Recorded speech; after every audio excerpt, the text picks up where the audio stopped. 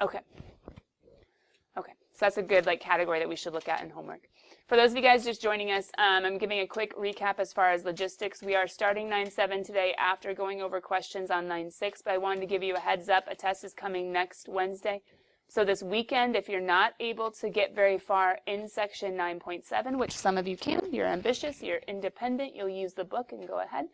But others of you, then get going on the review instead. But then the kiddos were talking about the odds, trying to go over after they set up notes. They were talking about the odds, trying to narrow down any questions that they have, and we're going to go ahead and go grade the evens. So guys, homework spirals out, open, section 9-6, color pens at the ready. The one question that's kind of outstanding as far as we haven't answered yet is how to use the graphing calculator to answer these things. So first of all, those of you guys that at least found the operations on the calculator, where is NCR? Quick reminder, where is NPR? Math button and prob, PRB, probability. Math prob is where we find them. Now, hold on. When you hit that button in your calculator, can you guys double check in your groups really quickly that you can do like 9C5 or 9P5? Do you just hit the button and then, or are there places to plug in things? Do you put the number before and then the NPR, NCR? Do you put the number before the NPR, NCR? And then a number after. Some of you guys have the really cool, you can actually put the numbers in, I think. Does it have little subscripts? Yeah, some of you guys with the newer programming, you can actually put them in kind of like you do with the sigma, the summation, that sort of stuff. But others of you actually put the 9, and the NPR, NCR, and then the 5. Depends on whether your calculator is filling or giving you boxes to fill in or whether it's actually writing NCR, NPR. Double check in your groups real quick. Does everyone know what they're doing? Double check real quick with calculators.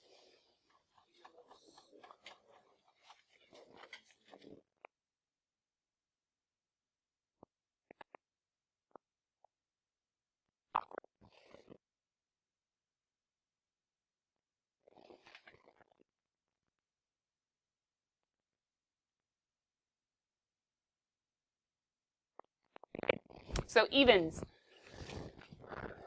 Number 8, 6 ways. Number 10, 3 ways. Number 12, 4 ways. Number 8 was 6, 10 was 3, 12 was 4. Number 14, they show you the different options, but count them all up, there were 6 ways. Number 20, was this the true-false test? Number 20? Why is it 2 times 2 times 2 times 2 times 2 times 2? Because every question has how many possible answers? 2. True or false? If it was multiple choice, A through E, what would it have been instead?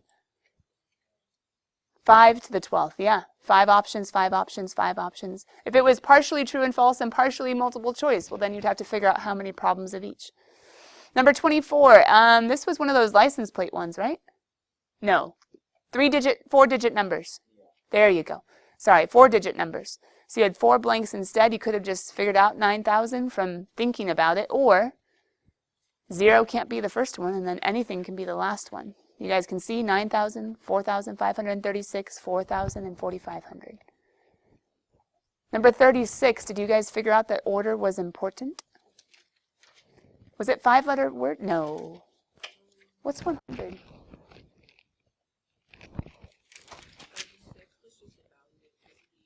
Oh, just kidding. Didn't even have a situation. All right. Because out of 100 options, you're ordering 5 things, but I'm not sure what has 100 options. It's too big for any sports team. What's something that would have 100 options? There's only 26 letters in the alphabet. Oh, well, that's not very exciting. Number 46. Ooh, you had some repeats. I can tell. How can I tell you had some repeats? Because you're dividing by awkward factorials. You're dividing by awkward factorials.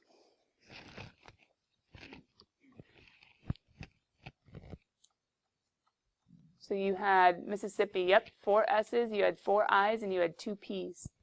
So you divide by 4 factorial, 4 factorial, 2 factorial. They also divided by 1 factorial. That was kind of silly, though. I don't know why they did that. Yeah, it's just 1 M, but it doesn't make a difference, right? Anyway. Number 54, seeing if you guys could do NCR. Number 58, though, that was a word problem. But did you realize for 58, when you're forming a group, almost always, guys, whenever you see the wording grouping or group, order doesn't matter.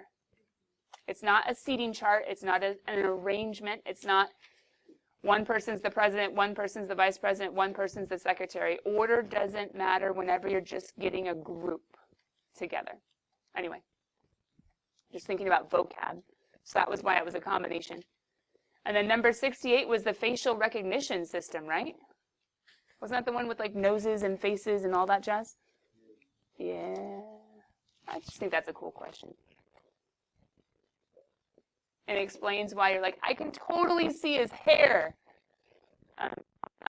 The cops isn't necessarily finding the person, because they need details as far as each of these. Now, if you have like an artist in front of you and it's not like a software program, then you can give details like, no, we need to change that. No, we need to tweak that. If you guys even, hopefully you're never an eyewitness to a crime. But if someone who was an eyewitness to a crime is sitting down with an artist, they're able to say, no, that's not right, tweak this. No, that's not right, tweak this. If you're in front of a program, which theoretically is a lot faster, a lot cheaper for the department to have a program that people can sit down and pick out all these different things, it's way harder because you have so many different options. You guys figure that out? And letter B, an eyewitness can clearly recall the hairline and the eyes and the eyebrows of a suspect. Oh my goodness, they can remember so much. But wait, how many different possible suspects are still there? 691,530. Well, that's a little rough. Not that you should always be like looking at everyone that ever comes into your life as a possible culprit of a crime, but it is good to be observant. Anybody watch the show Psych? Not that that is completely realistic, but being able to be observant and recall facts can be a very helpful life skill that most of us are way too lazy to even think about. Anyway, I like that show. Coming back, I think that was our last even, right? Okay. What do you guys got for me? Any evens, any odds? Any odds, any evens? Tony? 63? It's another word one, right? Ooh, yeah. The defective units. This one's always a little bit nasty. What makes this problem nasty? In the wording. Like, okay, there are words. Stop, you're fine. Grow up a little bit. But besides the fact that there are words, what made it difficult? It always is, every year. What makes it difficult?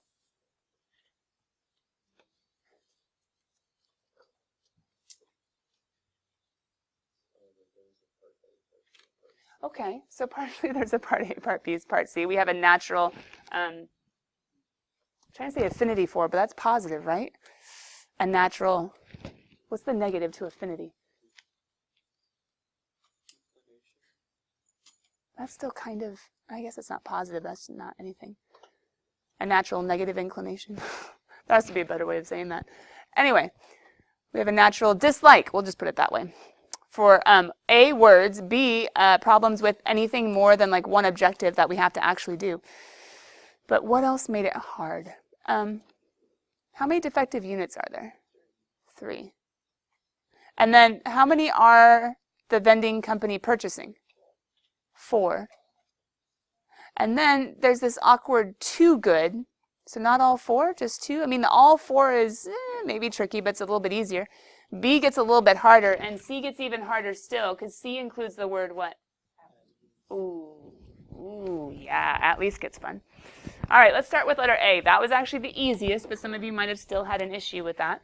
So we have 25 total, right? We have 3, I don't know why I put the number on that side, of our total, this 25.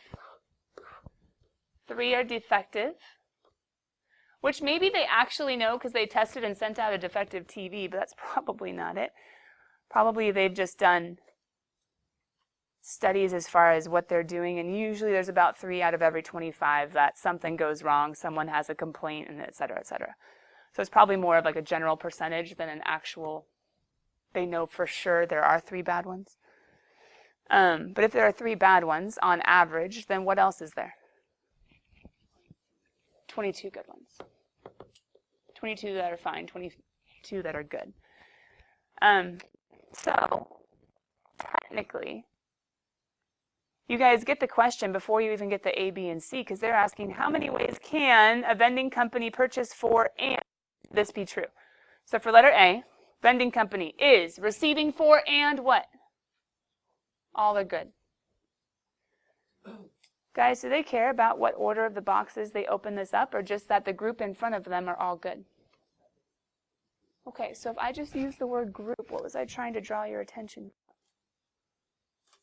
Combination order doesn't matter. They just care if they're all good or not. Plug them all in. I don't care which one's sitting first or second or third, just are they good? So out of 24, how many groupings are all good? Does that make sense for letter A? But for letter B, this one got trickier, but why? No big deal. 2 good ones. That's easy. Out of 25, you get 2 good ones. Hold on. Wait a minute. Are all 25 good? Oh. So wouldn't this just be how many possible 4 groupings are there?